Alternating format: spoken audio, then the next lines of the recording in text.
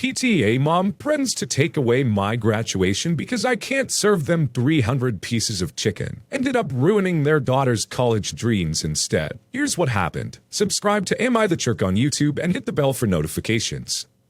So this transpired a few years back when I was 18. The revenge technically was not done by me, but I am a key witness in the events that occurred. For some context, I used to work at a big chain store in the deli department. Wasn't a great job, but it was my first one and it helped pay for college, so I endured it. But because of what I was subjected to, I quit shortly after, despite it having a great end result. In my hometown, population of 4,500, there was this small group of PTA moms who were pretty high up on the chain of command, but also led their own company for party planning. They're known mostly for the fact that their daughters are all best friends and are straight A 4.0 students, and all three were supposed to be valedictorians. I knew them mostly because they were the "we hate drama" crowd, but always spread drama about people. Unfortunately, it had happened to me at one point and put me into some pretty deep depression, but that's for another story. Not just that, but all three daughters were accepted to Ivy League schools on a full-ride scholarship. The one fault they had, besides the drama, was that they were really arrogant, prideful people, both the daughters and the mothers, and were incredibly rude to anyone who wasn't rich, white, or even super in shape. At the time, I was pretty overweight and had a bad acne problem. This will come into play later. Well, one day, they come in asking for 300 pieces of fried chicken and 200 pinwheel sandwiches. For anyone who's ever worked in any capacity of retail or food, you know that for an order that big, we need at least a couple days' notice to order more inventory and actually cook everything on time. Not to mention, I was the only one left working for the night, so their order would have been impossible anyway. Well, these ladies thought they could pick it up on the spot to ensure food quality. I told them that they would need to fill out an order form and that it would be a couple of days, and they flipped their lid. I'm not talking a small sigh in disbelief. I'm talking vague threats to actually have me not walk during graduation. Here's how the talk basically went. I need this food today. We're the party planners of the lake party you probably didn't get invited to, and the party's in 2 hours. I'm sorry, but we literally don't have the staff or the time for that right now. I'm more than happy to make you a 96 piece, but it'll take about an hour. Do you think that's funny? Do you know who I am? No, I don't. Yeah, we're the official party planners of hometown. We also run the high school PTA, so our daughters probably know you. You don't want your image tarnished, do you? I brushed off the vague threat of using her daughter. That's actually pretty cool. Sounds like a cool job, but there's no way for 300 pieces and 200 pinwheels to be done in the amount of time you want. I apologize for any inconvenience it makes for you. If you want, I'm more than happy to get a manager so they can talk to you. When your manager gets here, I'm gonna have you fired and kicked out of walking this year. We don't want any fatties taking up the walkway anyway. I don't know how they knew I was a senior. Ma'am, I'm sorry, but I'm not gonna tolerate that kind of threat, and I'm gonna have to ask you to leave now. But we didn't get our food yet. I'm sorry, but like I stated before, it would not be possible to complete that task. And with the way I was just treated, I have the right to refuse service to you anyway. Have a good day. You'll be hearing from us, you fat jerk. I hope our daughters don't know anything dirty about you. It's at this point that the manager walks out. Excuse me, ladies, but you've no reason to treat my staff like that. You may think you run this town, but that does not give you any reign to treat someone like that. The three PTA moms walk away with a big F you on the way out. A few days go by and I haven't heard anything from either them or my manager. Then one day at class, I see the daughters in a corner crying with each other. I got a word from one of their friends who was somewhat close to me that in the past 2 days, they were told they could no longer walk at graduation due to being caught for cheating on basically every assignment and were no longer attending any Ivy League schools. At first, I thought this was just a coincidence to what had occurred the week prior, but apparently what happened was that a bystander overheard the heated exchange, and this bystander also happened to be a former member of the PTA, so she also had a lot of dirt on the mothers and their children. Apparently this was her breaking point, as she was skeptical to come forward prior about many things, due to scrutiny. It turns out the mothers were basically getting the answers to every assignment by either paying off teachers, using vague threats against their family, or just straight up saying that they would sleep with them. Because our school was smaller, there were only a handful of teachers that needed to be pleased and threatened. This was my moment of happiness. Not only did those women get kicked out of the PTA, but their daughters, who I mentioned used to be my old bullies, were dropped from ever attending the school of their dreams. Last I heard, the daughters stayed in the hometown, and now work in the same deli department I used to work in.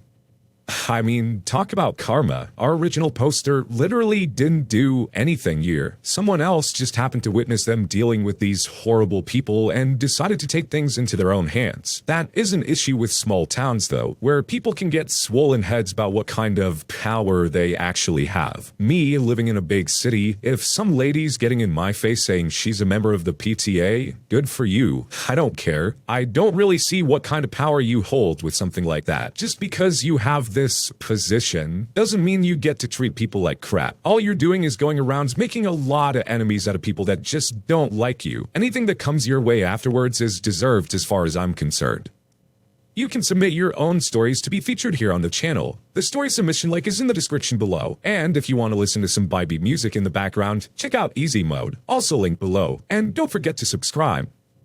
Karen wants me to load her car and put her cart back at the grocery store. I don't work here, lady. A couple of years ago, I stopped at Lowe's to exchange my empty propane tank. I just finished securing the new one in my trunk when I heard a shout from across the parking lot. Excuse me, can you help? I looked up and saw a middle-aged woman having trouble getting a microwave that she just bought into her truck. No problem. I went over and helped her. The microwave wasn't too heavy and it fit perfectly into her car. She thanked me, I nodded, and I started to walk away. I was a few feet from her car when I heard her say, "Are you going to take my cart back up there?" I turned around and saw her pointing at her shopping cart. "Take my cart," she demanded, starting to get a little agitated. "Oh, you know I don't work here, right?" "Yes, I know, but you should still be a gentleman and take my cart." "No, I was helping you out with the microwave, but I'm not about to take my cart now," she yelled, pointing to the store. Okay, whatever. I didn't want to get into an argument in the middle of the Lowe's parking lot, so I sighed, walked back to her, and took her cart. I started to bring it back towards the store, but this didn't quite sit right with me. I was okay helping her with the microwave, but she was certainly capable of doing this part of the job. If people always do this kind of thing for her, she'll never learn her lesson. I was about 10 feet away from her when I decided to stop pushing the cart back and wait for her to get into the car. As soon as she had her door shut, I turned around, walked back to her parking spot, and left that shopping cart right behind her car, so she couldn't even leave without getting out and moving it herself. I hope that jerk is having the best of luck with her microwave.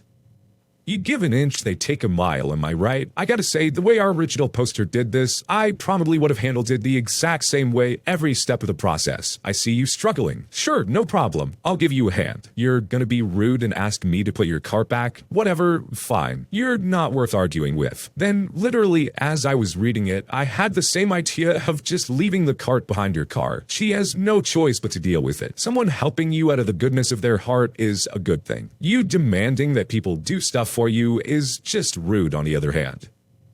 Karen refuses to leave a tip, saying she doesn't tip high school dropouts. "So I used to barista at a small cafe 5 hours a day, 5 days a week. It's a great job with great hours for my college schedule, and the customers are generally fantastic. In fact, in the 8 months or so I've been on the job, I've only dealt with a small handful of rude customers. This lady from about 2 weeks ago was one of those people, and her comment still baffles me today. Before I continue, I must explain how our POS system works. We use something called Square, which uses the iPad for processing credit and debit cards. It's really neat and comes with a lot of features, like the guilt the customer into tipping tool that forces non-tippers to select no tip before they can sign their names on another screen to authorize the sale. Most people don't mind this and think it's neat and it really boosts our tips, except Clueless. Clueless thinks she's being forced to tip, not noticing the no tip option, and proceeds to yell at me and berate me. This was the brief conversation with her. But the heck is this? I had to leave a tip for some high school dropout? Cancel the order. Cancel everything. I'm never coming here again. This is extortion. Ma'am, there's an option below the dollar amounts you see that allows you to process the transaction without appending a tip. Here, I proceed to help her find it. Oh, I see now. You're trying to make me feel like a bad person. Well, it hasn't worked, missy. I don't believe in tipping high school dropouts who refuse to get some education and a real job. I haven't tipped anyone in at least 10 years. Okay, did you still want to cancel the order? Absolutely. And give me back my credit card. She leaves in a rage. I wish her a good day, and she tells me she's gonna be having a bad one just to spite me. What? I hate jerks. Okay, so for one, we've had the conversation before about the whole tipping thing. Personally, I don't think tipping should be a thing. I think your employer should pay you a living wage to begin with, and not expect half of it to come from the generosity of customers. Our original poster herself referred to it as guilting the customer into tipping, which just never feels good on the customer's end. We don't want to feel like we're leaving you hurting and we're the jerks because your boss doesn't pay you enough. That being said, this lady's reaction was over the top. If you don't want to leave a tip, then that's fine. If you don't want your order, then that's fine. You don't need to insult the person behind the counter. You give her a hard time because you think you're better than her, but you're the one that's acting pretty low. Entitled mother wants to see the manager because my coworker doesn't speak English. First off, he is the manager. Second, you're in Norway. So I worked as a cinema technician for a few years, and I've had my run-in with entitled parents. Corona has given me ample time to reflect on those meetings, and here's one of them. So in the summer, my country gets quite a lot of tourists, and especially American ones. They're often visiting to see where their family comes from and that sort of stuff. And they're generally nice. Most of them. Not this Karen. She was different. She, her husband, and their entitled kid came into the cinema in the middle of the day. There were very few people, since we Norwegians like to get our sun whenever it pops up. Normally, when Americans come into the kiosk to buy something, they ask, "So, you speak English?" And I say I do, and we continue the transaction in English. Fair enough. I sort of reacted when Karen didn't ask me if I spoke English, but I do, so no harm done. She wants to see a children's movie because of entitled kid. I said that all of them were dubbed. After explaining to a now slightly irritated Karen what dubbing means, she becomes a little angry. I told her that another movie was starting in about an hour, and that movie was in English and her kid could get in with her. She complained a little more, and it ended with her slamming some money on the register and demanding a free popcorn goblet for their time that I wasted, which she didn't get. After about an hour, I hear screaming coming from the entrance to the auditorium. I of course run to see what's up, and I see Karen really yelling at my coworker. Now, my coworker at the time was a very old man. A very old Norwegian man. Fun fact about Norway, most of us speak English, but a lot of the older people here don't. I say to my coworker in Norwegian, "What's wrong? Can she find the auditorium?" My coworker responds that they don't know, and they think that she's asking them for something, and they try to explain that they don't speak English. Excuse me, this man refuses to accommodate us. How so? He refuses to speak English. He doesn't speak English. He speaks Norwegian. How could he not speak English? This is terrible customer service, and he's scaring my child. I'm sorry, but you're in Norway, and a part of the population doesn't. I demand to speak to your manager. I'm sorry, but that won't be possible. Why not? Because he is the manager, I say, gesturing to my older coworker. She insisted that I call an actual manager, but my coworker was the only manager available, so that wouldn't be possible anyway. She and Entitled's kid went in to see their movie. After the movie, they came to the kiosk and demanded a refund because the subtitles were in the way. They, of course, didn't get it. She was easily my weirdest, rudest American jerk. I don't really know what to say to this one. If you're going to another country, you need to accept the fact that not everyone is going to speak English. In fact, odds are most people aren't going to speak English. I don't know if this was her first hour in the country or something like that, but apparently she wasn't aware of this. I feel like you're setting the expectations a little high when you think that an entire country is going to speak your native language. And of course we have to wrap this off with the classic Karen move of demanding a refund after the fact. I'm sorry. No, that's not gonna happen. The Christmas present that I got for my mom that I believed to be a back massager turned out to be something else. So I do Secret Santa with my family every year. This year I got my mom. We wrote down things we wanted on our lists, and my mom had put down a back massager. It's basically like a deep tissue thing that's in the shape of a gun. I found one on Amazon and I was so happy because it was cheap. So I placed an order, and this is where I think I screwed up. I didn't open the box it came with. Just wrapped it. So today, since me and my family are impatient, we opened our gifts. My mom opens hers and sees the Amazon box. She opens the box, and sitting in it is a adult toy. She looks at me and we all bust out laughing. My sisters and dad kept making jokes while I sat there in shock. I explained myself and they understood. And I got a refund because that's definitely not what I ordered. No one's mad, but I'm so embarrassed. I mean, hey, at least everyone understood that it was just a simple mistake. I don't think anyone out here is actually thinking you're trying to get that for your mom. That would be more than a little bit weird. What I am surprised about is the fact that that still falls under Amazon's return policy. I really hope they don't take it back after it's been opened.